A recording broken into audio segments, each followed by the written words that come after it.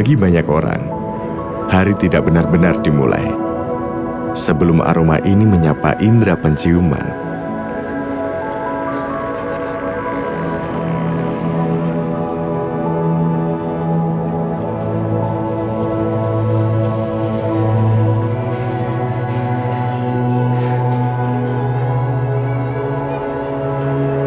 Kopi bukan lagi sekedar komoditas. Ia adalah ritual, bahasa pergaulan, hingga gaya hidup global.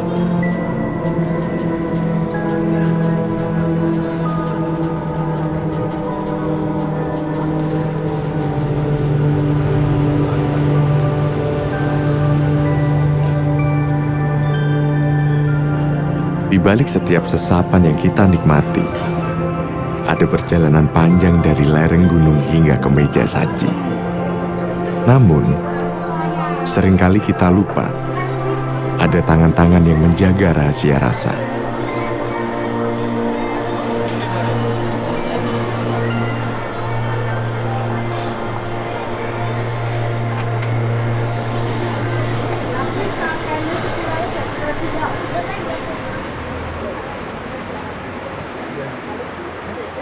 Di antara petani dan barista, mereka bekerja dalam panas, mendengarkan detak mesin, dan membaca aroma.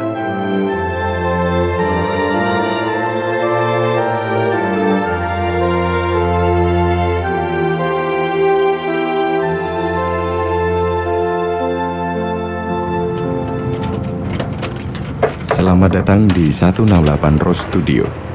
Di sini, biji-biji hijau yang keras dan hambar diubah menjadi simfoni rasa. Inilah Danu, seorang roaster yang menganggap setiap biji kopi memiliki nyawanya sendiri. Roaster adalah juru rasa di dunia kopi. Mereka bertugas menggoreng biji kopi tanpa minyak atau yang kita sebut menyangrai. Biji yang berwarna hijau atau biasa disebut dengan green bean disangrai agar menjadi biji coklat penuh aroma. Sebagai roaster lokal, Danu menerjemahkan jeripayah petani menjadi simfoni aroma yang kompleks. Sebuah babak baru dalam budaya kopi kita, di mana ketelitian bertemu dengan gairah.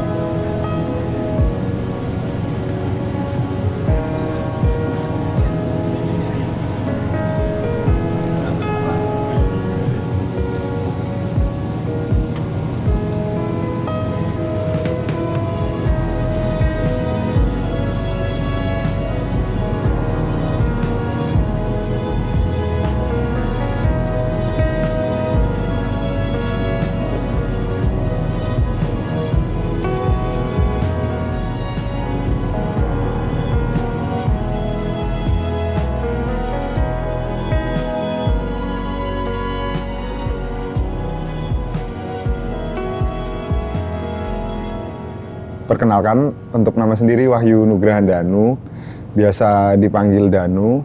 Asalnya dari Lampung. Udah tinggal di sini kurang lebih 8 tahun lah, dari 2018. Awal mulai di sini ya kuliah lah, pada umumnya lulus SMA ngerantau kuliah, cuman memutuskan untuk tidak melanjutkan. Awalnya sendiri sih lebih ke karena suka ngopi aja sih awalnya. Awalnya lebih ke suka ngopi aja. Tapi kok makin lama makin penasaran, itu sekitar tahun berapa ya? 2015 lah, 2015-2016. Makin penasaran, sempet ada bukaan kelas dan aku coba ikut.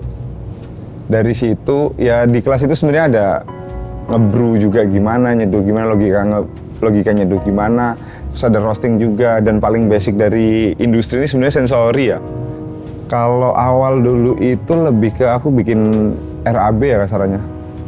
Bikin RAB-nya, rancangan anggaran biayanya untuk ya gimana aku ngalokasiin dana itu, ada ya kayak buat bahan baku, buat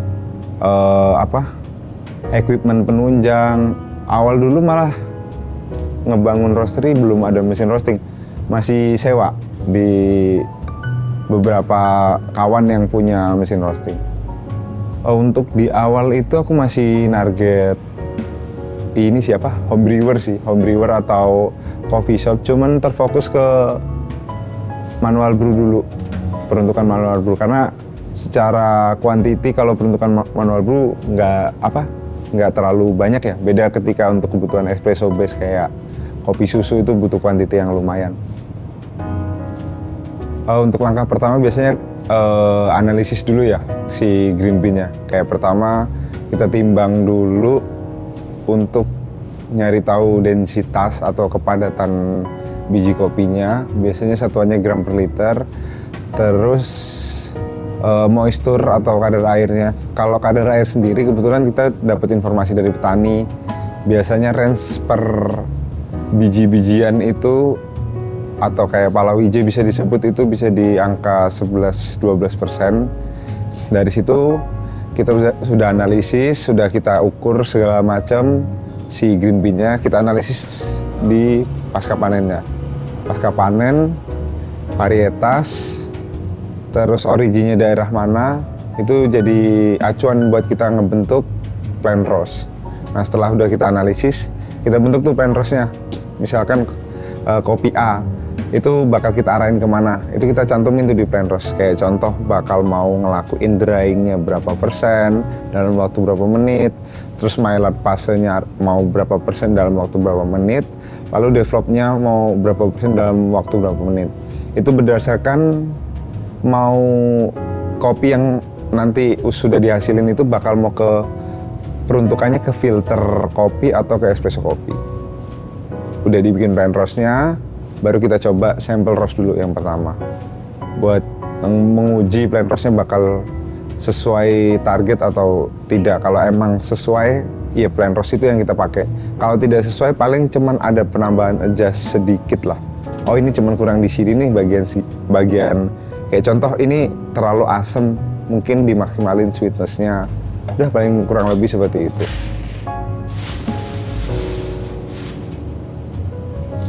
Itu kepikirannya setelah masuk pertama di industri sih. Ya lebih ke pas udah nyoba di bar sih, baru kepikiran kalau kayaknya emang di roaster deh. Dari sekian banyak variabel, aku biasanya ada yang aku lock, ada yang aku otak-atik. Kalau dari roasting sendiri, aku pasti yang aku tentuin buat jadi karakter kopi itu sendiri lebih ke pasca panen sih. Karena pasca panen itu sebenarnya ada dua nih. Ada basah, proses basah atau wash proses, sama dry proses atau biasanya natural atau honey. Nah, dua proses pasca panen itu punya perbedaan, ada perbedaan yang cukup signifikan. Kayak contoh di density dan kandungan gula. Jadi biasanya pendekatannya cuman melihat dari basic pasca panennya aja sih. Kalau kayak natural punya kandungan gula yang lebih daripada wash, dari aku sendiri mengoptimalkan acidity-nya, keasamannya. Karena dia udah punya basic gula yang cukup. Begitu pula kayak WOS itu sebaliknya dari natural. WOS itu punya gula yang dikit, tapi punya rasa asam yang lumayan tinggi. Makanya yang aku maksimalin lebih ke sweetness-nya. Karena dia udah punya basic acidity yang cukup.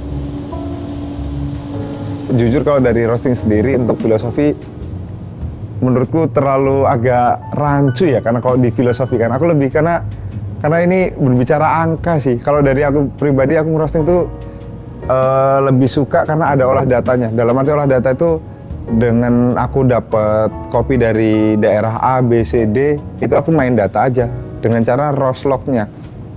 Dengan gunain roast log bisa manual atau bisa pakai aplikasi artisan atau segala macam, itu jadi lebih apa ya? Bukan lebih ngejaga konsisten, ya pasti ngejaga konsisten karena kita pakai angka kan, pakai data. Jadi kalau soal ditanya filosofisnya, aku lebih ke percaya sama angkanya aja sih, karena data berbicara lah. Pertama aku lebih ke kayak tadi, dengan adanya data kan kita bakal punya track kan, kopi ini bakal digimanain dengan origin yang sama, udah punya parameter tertentu. Cuman kalau dibilang harus konsisten, aku lebih ke ngejamin konsisten dengan cara aku ngejelasin tiap batch. Maksudnya dalam arti, karena tiap tahun itu walaupun dengan origin yang sama, pasca panen yang sama, itu pasti ada fluktuatif rasa yang berbeda lah. Karena kan kita apa ya, kita tuh bersentuhan sama hasil alam lah. Karena hasil alam tuh basicnya dari iklim juga kan. Jadi iklim tuh yang nggak bisa kita tebak. Cuman kita nggak bisa ngeluh di situ. Soalnya dari experience yang udah kita jalanin, pasti kita udah dapet lah shortcutnya atau yang bisa dibilang rangkumannya lah. Kayak dari contoh dari 2 tahun terakhir kopi itu fluktuasinya gini.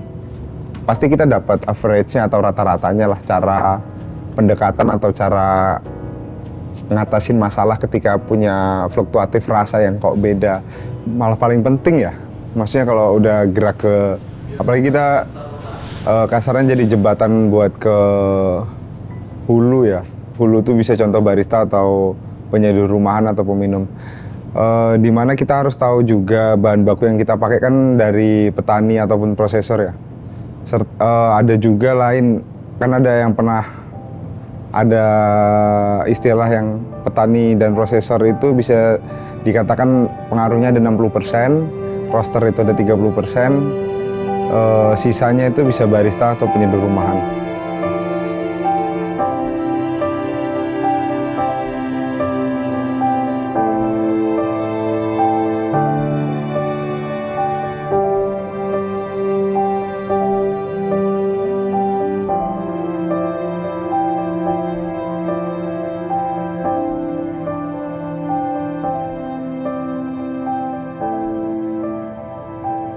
Jadi kenalin, nama asli aku ya, Erlangga Mendra Yuda, cuman akrabnya dipanggil Bom Bom atau Mop Mop juga bisa. Kalau asal aku dari Karanganyar, terus di sini aku sebagai barista di 168 Roast Studio.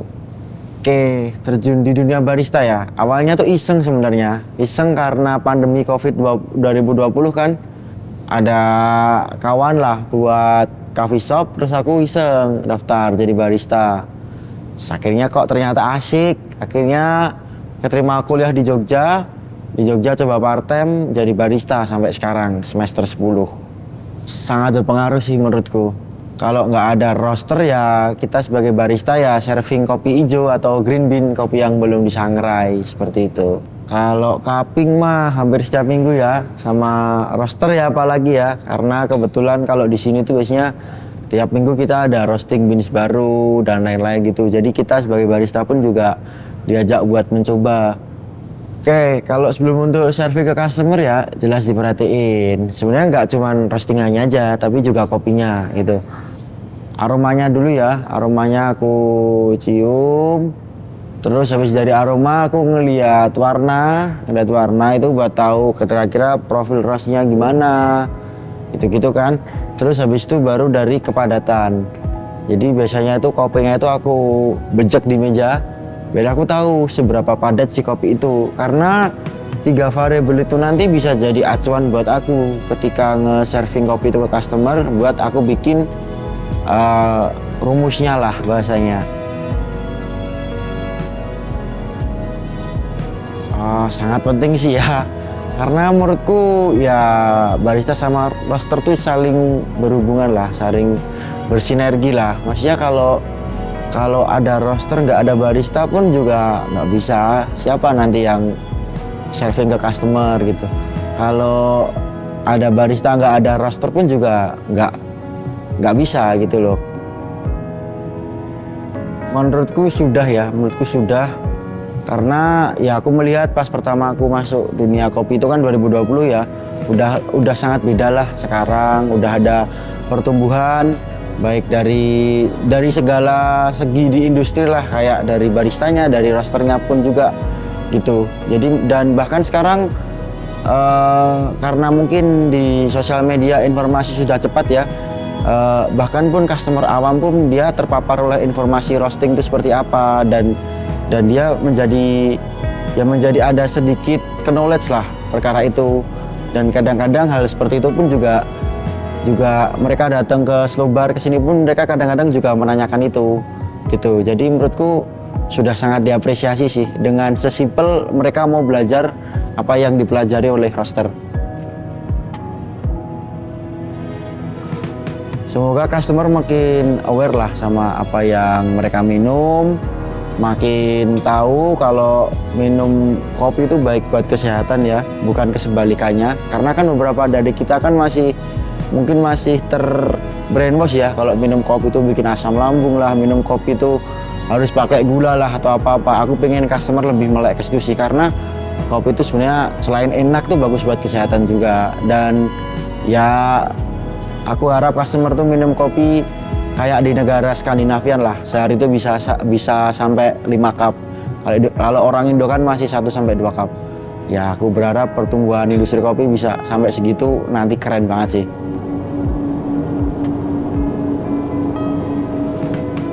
Semoga pemerintah itu ya pemerintah lah kasarannya ya, karena kan yang bisa nyupport petani kan ada, ntar jadi pengaruh juga kan ke pendapatan negara kok soal hasil tani. Nah, adalah support dari mulai pengetahuannya, terus fasilitas buat bertaninya, itu adalah support. Masalahnya ketika emang kita mengeluh-ngeluhkan harus kopi yang baik, tapi kesadaran buat buat hal dasarnya aja belum ada, ya ngapain sampai situ. Maksudnya kayak kenapa kopi-kopi di luar tuh bisa enak, bisa sewah itu, karena mereka banyak petani yang emang basicnya orang-orang pensiunan yang udah emang ya freedom finansial lah bisa dibilang. Kayak jadi udah nggak ada alasan lagi buat bikin kopi enak. Kalau kita kan latar belakang banyak petani yang emang bertaruh dengan pekerjaannya sebagai petani, nanam kopi. Jadi kalau mau target kopi dengan kualitas terbaik ya ada lah bantuan. Bukan kita ngeluh ya, lebih ke saling support aja sih. Toh juga yang bakal nikmatin di akhir juga bareng-bareng.